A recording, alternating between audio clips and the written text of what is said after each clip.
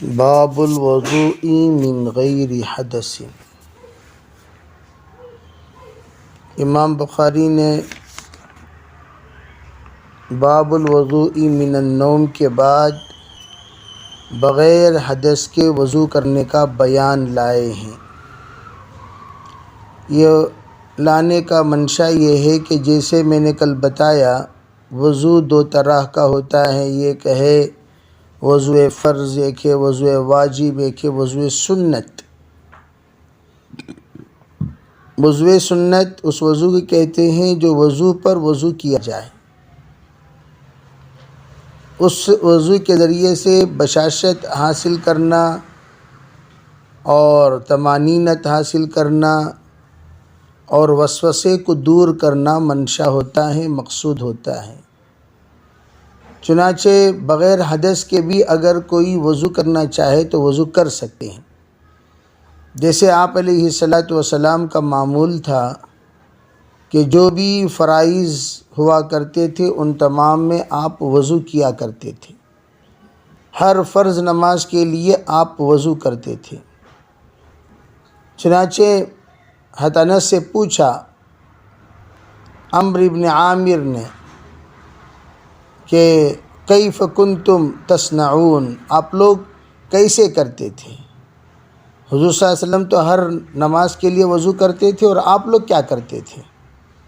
کہنے لگے یجزی احدنا الوضوء ما لم یحدث، ہم ہر عمل کے لیے وضو نہیں کرتے تھے، بلکہ جب تک ہمارا وضو نہ ٹوٹے تب تک ہم وضو نہیں کرتے تھے، اسی کو کافی سمجھ جایا کرتے تھے۔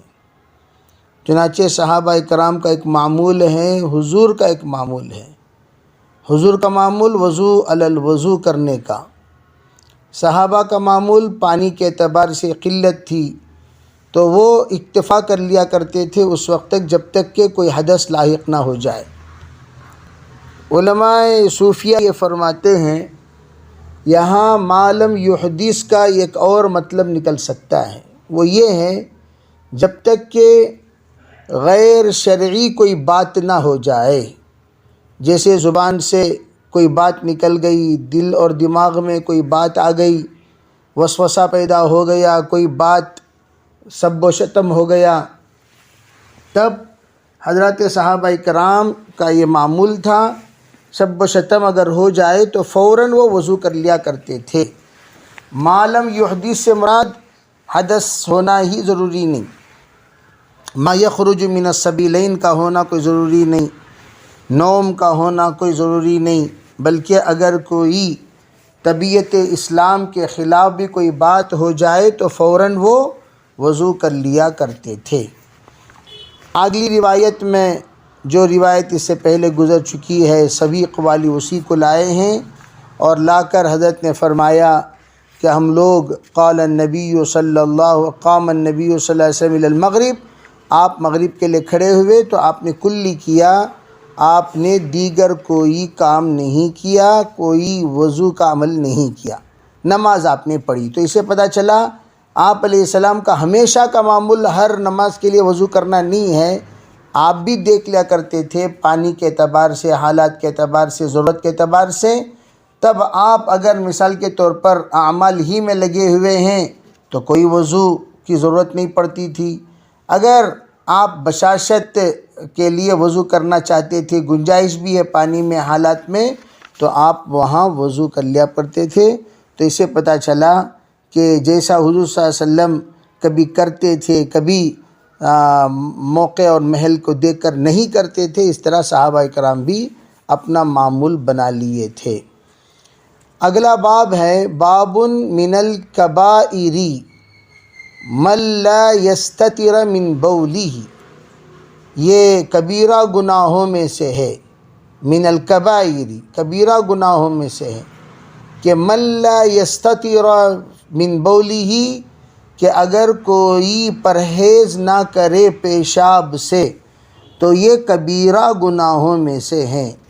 اگر کوئی بندہ پیشاب سے پرہیز نہیں کر رہا اور وہ پیشاب کے سلسلے میں آسان سمجھ گیا، چلو بھئی پیشاب ہی تو ہے، تو ایسے موقع پر علماء فرماتے ہیں یہ کبیرہ گناہوں میں سے ہے، یہ کبائر میں سے ہے، ایسا ہرگز نہیں کرنا چاہیے۔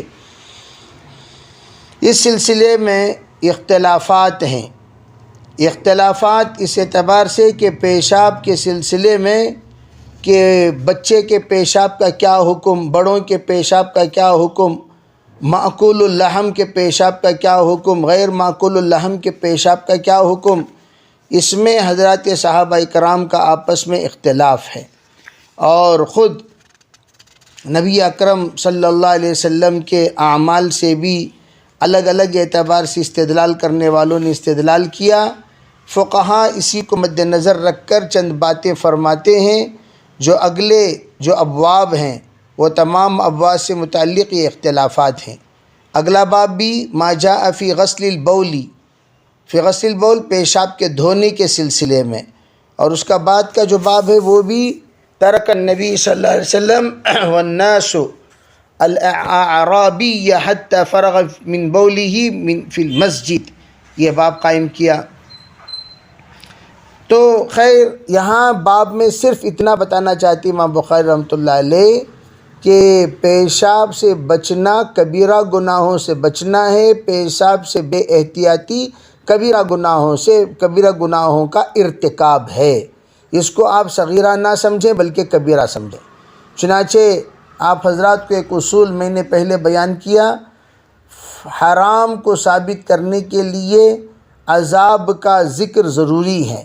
کسی بھی چیز کی حرمت اس وقت تک ثابت نہیں ہو سکتی جب تک کہ اس سلسلے میں نبی نے سختی کے ساتھ اس کو منع نہ کیا ہو اور اس سلسلے میں عذاب کا ذکر نہ کیا گیا ہو۔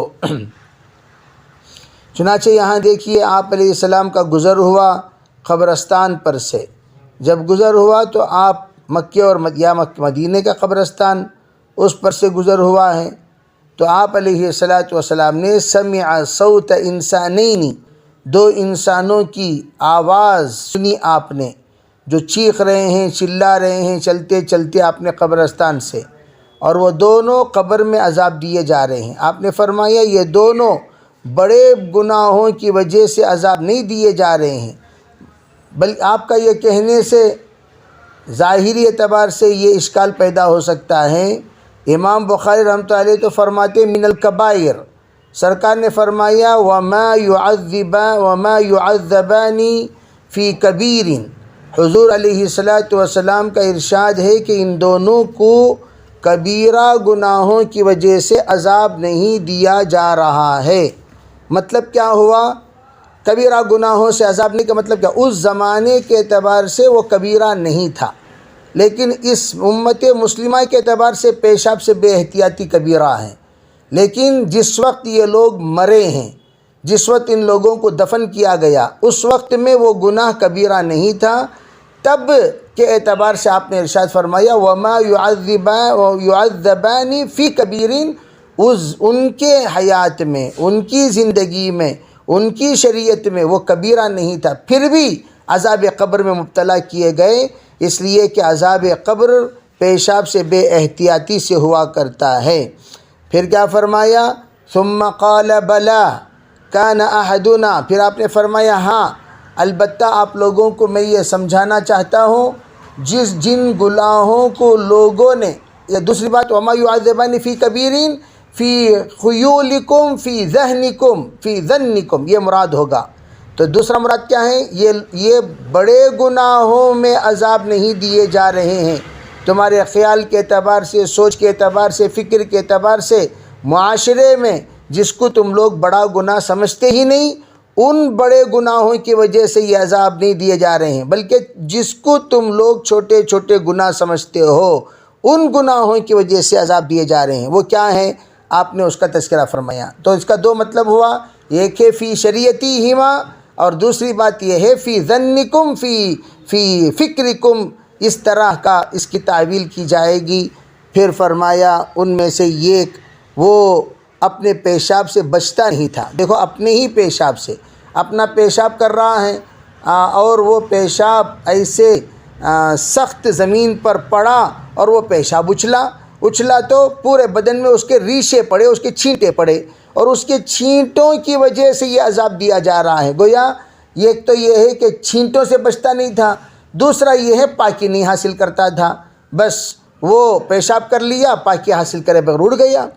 دوسری بات یہ ہے کہ زمین کو، نرم زمین پر پیشاب کرنا چاہیے تھا تاکہ وہ نرم زمین پر پیشاب جذب ہو جائے، پیشاب نہ اچھلے، لیکن اس نے اس کا بھی خیال نہیں کیا اور اس نے اپنے اوپر پیشاب اچھالا۔ یا دوسرا مطلب یہ ہے کہ وہ پیشاب اگر ایک دو قطرہ ٹپک بھی جاتا تھا تو وہ ٹپکنے کے بعد دھوتا ہی نہیں تھا، اس طرح کی بے احتیاطی ہوتی تھی۔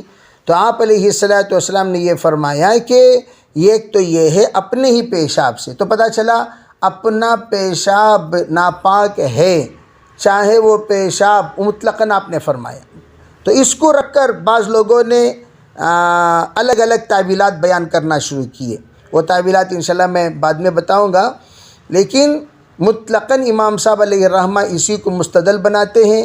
امام صاحب نے فرمایا دیکھو وَمَا لَا يَسْتَتِرُ مِن بَوْلِهِ، ایک روایت میں ہے، بعض روایتوں میں کیا ہے لا يستتر من البول، مطلقاً بول کا لفظ ہے، من بولی ہی نہیں ہے، بول کا لفظ ہے۔ تو جب بول کا لفظ ہے تو اس کا مطلب کیا، وہ پیشاب سے بچتا نہیں تھا، تو پیشاب سے بچتا نہیں تھا، مطلقاً پیشاب، چاہے وہ پیشاب جانوروں کا ہو، چاہے وہ پیشاب انسان کا ہو، معقول اللحم کا ہو، غیر معقول اللحم کا ہو، بچوں کا ہو یا بچی کا ہو، جو بھی پیشاب ہو، ان پیشاب سے بچتا نہیں تھا، تو اس کو ہلکا سمجھ جایا کرتا تھا، پیشاب بچنا چھوڑو، تو اس طریقے سے ہلکا سمجھنے کا نتیجہ عذاب بھگتا جا رہا ہے، عذاب میں مبتلا کیا گیا ہے، یہ فرمایا گیا۔ دوسری بات کیا ہوئی، فرمایا دوسرا انسان وہ ہے جو وہ یمشی بالنمیمہ، وہ چغل خوری کرتا تھا، چغل خوری، یہاں کی بات وہاں لگانا، وہاں کی بات یہاں لگانا، لگاؤ بجھاؤ کام کرتا تھا۔ جیسے بعض لوگوں کو عادت ہوتی ہے، بڑا مزہ ملتا ہے یہاں کی بات وہاں لگانے میں، وہاں کی بات یہاں لگانے میں بڑا مزہ ملتا ہے، اور ان لوگوں کو چڑھانے کے لیے ایک جماعت ہوتی ہے جو تعریف کرتی رہتی ہے، چڑھاتی رہتی ہے، ابھارتی رہتی ہے، اور ان کے سلسلے میں قصیدہ بناتی رہتی ہے، تو وہ لوگ اور بھی چڑھ جاتے ہیں، خوب نمیمہ، خوب غیبت کرتے ہیں، لگاؤ بجھاؤ کا کام کرتے ہیں۔ لگاؤ بجھاؤ کیوں کہتے ہیں، پہلے لگا دینا، لگانے کے بعد جب آگ لگ جائے تو پھر آ کر اپنے آپ کو پاک بنا کر بجھانا، تو اس طرح دوہری چال چلنے والے۔ کہاں دعا، آپ علیہ السلام نے جب دیکھا یہ دونوں عذاب میں مبتلا ہیں، تو یہ دونوں کے دونوں ظاہری اعتبار سے کثرت کی وجہ سے اس کی سنگینیت میں خفت پیدا ہو گئی۔ کیا مطلب، یعنی اتنا کثرت سے لوگ پیشاب سے بے احتیاطی کرتے ہیں کہ اس کی سنگینیت جتنی ہونی چاہیے اتنی نہیں ہے، بلکہ دلوں کے اندر اس کے سلسلے میں خفت پیدا ہو گئی۔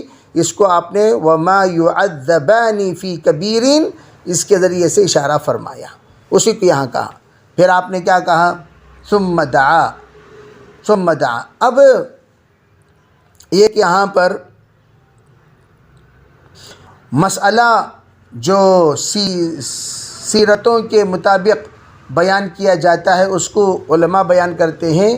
دیکھو جب آپ نے یہ دیکھا واقعہ تو آپ جب فکر مند ہوئے تو وحی کے ذریعے سے آپ کو اطلاع دی گئی، آپ ایسا کیجئے۔ چنانچہ علماء اہل سنت یہ فرماتے ہیں حضور کا جس طرح قول وحی الہی ہے، آپ کا فعل بھی وحی الہی ہے، آپ کا قول بھی وحی الہی ہے، آپ کا فعل بھی وحی الہی ہے۔ وما ينطق عن الهوى وما يفعل عن الهوى، جب بول نہیں سکتے تو کر بھی نہیں سکتے، جو بھی کرتے ہیں جو بھی بولتے ہیں آپ علیہ السلام وحی سے بولتے ہیں۔ چنانچہ دعا یہ آپ نے زبان سے کہا ہے تو یہ ینطقو میں شامل ہو جاتا ہے، تو گویا وحی کے ذریعے سے یہ آپ نے حکم دیا کہ جاؤ لے آؤ بجریدتن، دو ٹہنیاں، اور اس کو آپ نے توڑا، اور توڑ کر آپ نے دو حصہ بنایا، اور دو حصہ بنا کر دونوں قبروں پر آپ نے اس کو گاڑ دیا، ایک حصہ یہاں ایک حصہ وہاں۔ تو صحابہ نے عرض کیا یا رسول اللہ آپ نے ایسا کیوں کیا؟ اس لیے کہ ہم نے اس سے پہلے کبھی کسی کو کرتے ہوئے آپ کو نہیں دیکھا، پہلی بار ہم دیکھ رہے ہیں آپ ایسا کر رہے ہیں۔ آپ نے ایسا کیوں کیا، ذرا آپ اس کی وضاحت فرما دیجئے. لما فعلت هذا؟ قال، آپ علیہ السلام نے فرمایا، دیکھو لعل کا لفظ اس بات کی طرف اشارہ ہے کہ آپ نے اگر وحی کے ذریعے سے، دیکھو جن لوگوں نے اعتراض کیا انہوں نے کہا اگر وحی کے ذریعے سے یہ حکم دیا گیا ہوتا تو لعل کا لفظ آپ استعمال نہ کرتے. تو پتہ چلا آپ نے اجتہاد کے ذریعے سے یہ حکم دیا ہے، وحی کے ذریعے سے نہیں بلکہ اجتہاد کے ذریعے سے حکم دیا ہے. تبھی آپ فرما رہے ہیں لعلہ، ورنہ لعلہ وحی کے ذریعے سے حکم دینے کے بعد آپ یہ جملہ استعمال کر ہی نہیں سکتے لعلہ کا، امید کے. ارے بے امید کیا، وہ تو وحی کے بعد پر امید ہو جاتے ہیں، لیکن یہاں وحی کے بعد آپ امید کے فرما رہے ہیں. پتہ چلا کہ یہ آ کر وحی کے ذریعے سے یہ حکم نہیں دیا گیا بلکہ اجتہاد کے ذریعے سے آپ نے یہ حکم کا اختیار فرمایا، چلو یہ حکم دیتے ہیں. اور قرآن بھی کہتا ہے ما آتاکم الرسول فخذوہ وما نہاکم عنہ فانتہوا، بے حضور نے آپ لوگوں کو کچھ عمل دیے ہیں اس کو لے سکتے ہو.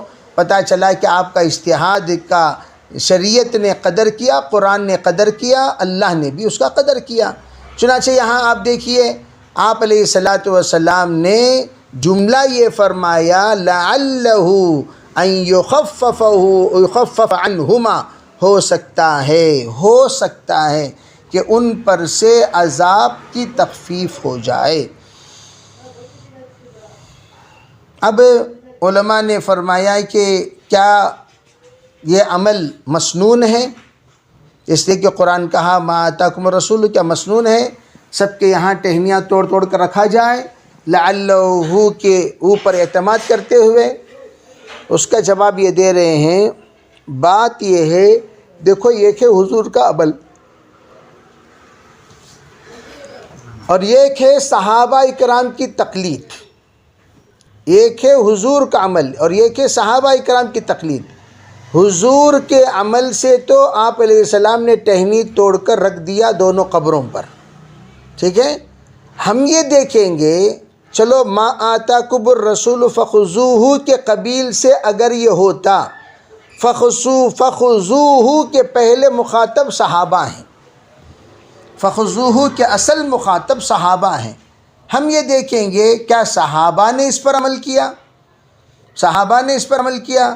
جب دیکھا گیا تو صحابہ میں سے کسی نے بھی اس پر عمل نہیں کیا، کسی الا ماشاء اللہ کوئی روایت مل جائے تو مل جائے، ورنہ عموماً حالانکہ ہونا کیا چاہیے، اس کے بعد تمام صحابہ اکرام اس کا اہتمام کرتے، ٹہنیاں توڑ توڑ کر خبر میں لگاتے، لیکن کوئی بھی ایسا عمل کرتے ہوئے نظر نہیں آتا. صحابہ اکرام نے توڑ کر لگانے کا کوئی نظام دکھائی نہیں دیتا. تو اس سے کیا پتہ چلا؟ اس سے پتہ چلا کہ حضور صلی اللہ علیہ وسلم کا اپنی انفرادی، بلکہ اس سے یوں کہیے کہ آپ علیہ الصلاۃ والسلام کے اپنی ذاتی اجتہاد اور تخصص ہے آپ علیہ الصلاۃ والسلام کے لیے، جسے کہتے ہیں یہ آپ علیہ السلام کی خصوصیت، اس لیے کہ آپ کا فعل اور آپ کا قول وحی ہوا کرتا تھا. ہو سکتا ہے اللہ کی طرف سے یہ ہو، ارے بھائی رکھیے امید کیجئے عذاب کے تخفیف ہو جانے کا، رکھیے. چنانچہ آپ علیہ الصلاۃ والسلام نے رکھا. اگر یہ عمومی حکم ہوتا سرکار اس کے بعد بھی کسی کے قبر پر رکھتے، لیکن حضور علیہ السلام سے خود بھی ایسا کوئی واقعہ پیش نہیں آیا، نہ اس سے پہلے نہ اس کے بعد، کہ آپ نے ٹہنی توڑ کر رکھا ہو. پتہ یہ چلا کہ ان دو خصوصی لوگوں ہی کی وجہ سے آپ علیہ الصلاۃ والسلام نے عمل کیا. اب سوال پیدا ہوا، ارے بھئی یہ لوگ مسلمان تھے، کافر تھے، کیا تھے، حضور صلی اللہ علیہ وسلم نے کیوں ایسا عمل کیا؟ ہو سکتا ہے آپ علیہ الصلاۃ والسلام کی اس بات کا اشارہ بھی دیا ہوگا کہ ارے بھئی یہ دونوں کے دونوں کافر نہیں تھے، اس لیے کہ کافر اگر ہوتے تو آپ صلی اللہ علیہ وسلم سے آپ علیہ السلام کو استغفار کرنے سے روک دیا جاتا. ہو سکتا ہے یہ لوگ مؤمن تھے ہوں گے اس زمانے کے اعتبار سے، جس زمانے میں یہ لوگ مرے اس زمانے میں جو مؤمن ہوتے ہیں ویسے مؤمن یہ لوگ تھے. تبھی تو آپ علیہ الصلاۃ والسلام نے یہ دیکھا کہ یہ دونوں مومن تھے، لیکن ان دونوں کے اندر یہ کمی تھی، موحد تھے، موحد تھے، ان موحد ہونے کی وجہ سے آپ نے تخفیف عذاب کے لیے عمل کیا۔ اگر تمام مشرکین کے اعتبار سے دیکھا جائے تو سب کی ٹہنیوں پر رکھنا لازم ہو جاتا، لیکن آپ نے ایسا نہیں کیا، دونوں ہی کے ساتھ خصوصیت کے ساتھ آپ نے یہ عمل کیا۔ اب یہاں سوال پیدا ہوا کہ یہ جو ٹہنی لگائے ہیں اس پر کیا امید سے آپ نے یہ عمل کیا؟ اس کے چند جوابات۔ سب سے پہلی بات، مالم تی بسا، یہ اس کا جواب ہے۔ آپ نے فرمایا جب تک یہ دونوں ٹہنیاں خشک نہیں ہوں گی اس وقت تک ان لوگوں پر سے عذاب رکا رہے گا۔ پہلی بات، جب تک یہ دونوں ٹہنیاں خشک نہیں ہوں گی تب تک ان دونوں پر، کیوں یہ دونوں ٹہنیوں میں کیا گرین ہونے کے اعتبار سے، جیسے کہ ہم لوگ گرین جھنڈا بتا دیے تو امن کا پیغام آ گیا، کیا یہ امن کا پیغام ہونے کی وجہ سے عذاب نہیں ہو رہا ہے؟ کیا بات ہے؟ فرمایا ایسا نہیں، وہ باتیں یاد کرو جس کو علماء صوفیہ نے وضاحت کے ساتھ فرمایا، جب تک کوئی بندہ ذکر میں مشغول رہتا ہے میلا نہیں ہوتا۔ کوئی بھی چیز، کپڑا، جس وقت ذکر کی کمی کپڑے کے اندر پائی جاتی ہے تو کپڑا میلا ہو جاتا ہے، ٹہنی اس وقت خشک ہوتا ہے جب وہ ذکر چھوڑ دیتا ہے۔ حالانکہ وَلَكِنْ يُسَبِّحُونَ تَسْبِيحَهُمْ، قرآن پاک میں ہے کہ وہ تو اپنی تسبیح کرتے رہتے ہیں۔ لا تفقہون تسبیح، بھئی تم لوگ تو اس کی تسبیح سمجھتے نہیں ہو، وہ لوگ اپنی تسبیح کرتے رہتے ہیں، تم لوگ اس کی تسبیح سمجھتے نہیں ہو، سمجھ نہیں پاتے۔ ظاہری اعتبار سے اس کی علامت کیا ہے؟ ہر کپڑا، ہر شئی ذکر اللہ میں مصروف ہے، تو جھاڑ بھی ذکر اللہ میں مصروف ہے۔ جب آپ نے اٹھا کر ٹہنی لگا دیا، وہ ذکر میں مصروف ہے، وہ ذکر کی وجہ سے یہاں پر اللہ عذاب کو روکے گا۔ اب یہ جواب بنا غیر مقلدین کے اس اعتراضات کا، وہ کہتے ہیں لا یکلف اللہ نفسا الا وسعها، اس کے بعد ولا تزر وازرۃ وزر اخرى لیس للانسان الا ما سعى، اس طرح کی آیتوں کو رکھ کر وہ لوگ کہتے ہیں کہ کسی کی نیکی کسی کو ثواب نہیں پہنچا سکتا، عذاب سے ہٹا نہیں سکتا، عذاب کو روک نہیں سکتا۔ ہم کہتے ہیں ارے بھئی ہم کسی کے لیے ذکر کر کے بخشتے ہیں تو تم کہتے ہو عذاب نہیں ہوتا، اور یہاں جھاڑ کا ذکر کا فائدہ ہو رہا ہے۔ سرکار کا ارشاد ہے ایصال ثواب کرنے پر جب جھاڑ کا فائدہ ہو سکتا ہے، درخت کا فائدہ ہو سکتا ہے، افضل المخلوقات کا ذکر کا فائدہ نہیں ہو سکتا۔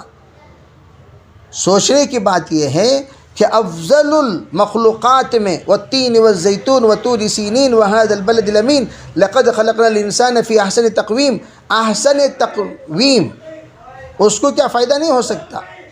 یقیناً فائدہ ہو سکتا ہے۔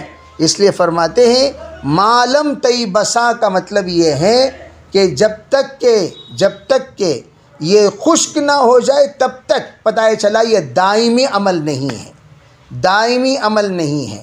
تو ایصال ثواب کا جو عمل ہے وہ بھی دائمی عمل نہیں ہوتا، دائمی اعمال کے لیے دائمی ایصال ثواب کا سلسلہ جاری ہونا چاہیے۔